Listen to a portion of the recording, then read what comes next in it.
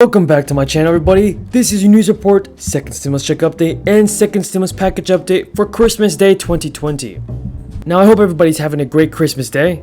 In today's video, we'll be going over all the newest stimulus check information. But before we do that, be sure to subscribe to my channel. It's free and always provided with the most up-to-date and reliable stimulus check information.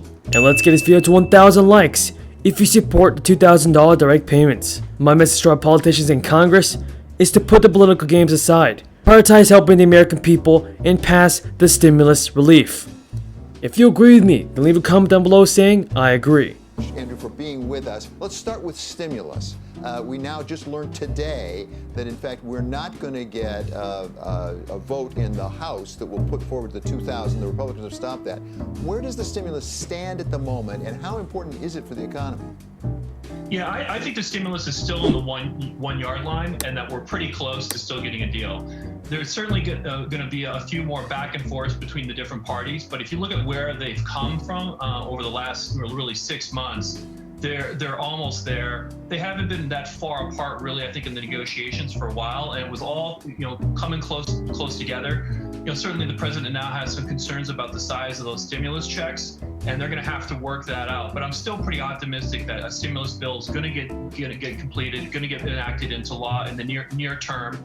It's always difficult to predict exactly when, but it's coming, and that will be really good for the U.S. economy, especially small businesses who really need the Paycheck Protection Program. And according to Business Insider, Trump's demolition of the stimulus package could cost the GOP control of the Senate. The Senate runoff races in Georgia, which will decide which party controls the chamber, have been thrown into disarray by Trump's intervention on the stimulus package. GOP candidates Senator Kelly Loeffler and David Perdue have long played up their pro-Trump affiliations, and they plan to tout the passage of his stimulus bill front and center of their campaigns. Since Trump thrashed the package and called for large stimulus checks on Thursday. But since Trump trashed the package and called for large stimulus checks on Tuesday, the candidates face an awkward choice between supporting the president and maintaining their stance on negotiations. According to Newsweek.com, a day after lawmakers overwhelmingly voted to pass the bipartisan deal, Trump branded it a disgrace on Tuesday and demanded the bill be amended to include $2,000 stimulus checks. His Treasury Secretary Steve Mnuchin, who led negotiations on behalf of the White House, had said $600 stimulus checks from the relief bill will be sent out beginning of next week.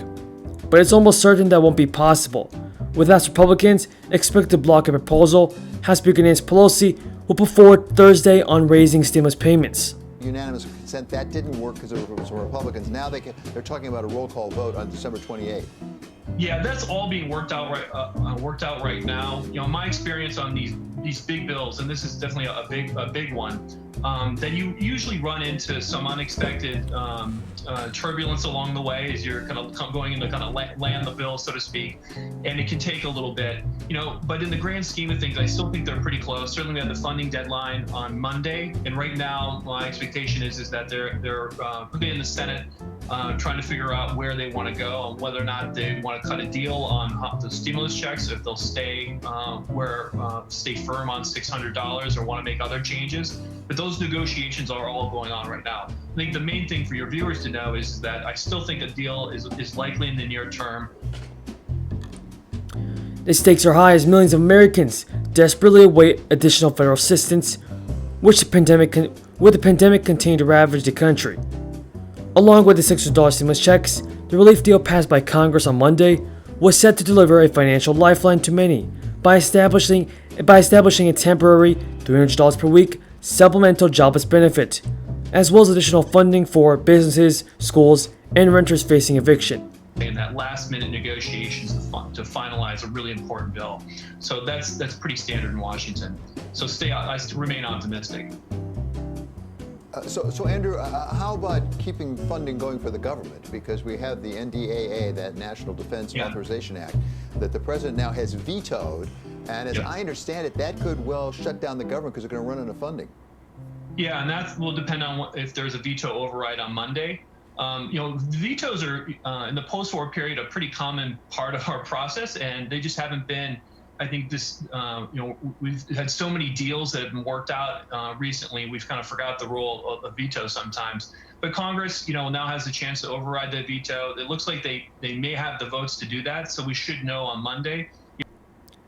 Without the aid, the end to 2 expanded unemployment programs from the CARES Act on December 26th would push almost 5 million people, including more than 1 million people, including one into poverty next month, according to a report from Columbia University's Center on Social Policy. Democrats had pushed for large stimulus checks in the relief deal, arguing that $600 payments are far less generous than the $1,200 checks that the CARES Act delivered. Now Newsweek goes on to report that the bill was attached to a $1.4 trillion spending bill to fund the federal government through the fiscal year. So Trump's interjection also risks a government shutdown next week. While Democrats backed Trump's demand for $2,000 stimulus checks, they denounced the president's hint that he would not sign the package because the broader spending bill included routine provisions like foreign aid that he deemed wasteful and unnecessary.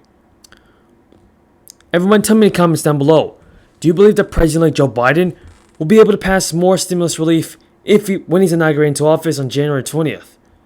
Leave a comment down below saying yes or no. With that being said, folks, that is all the news in today's video.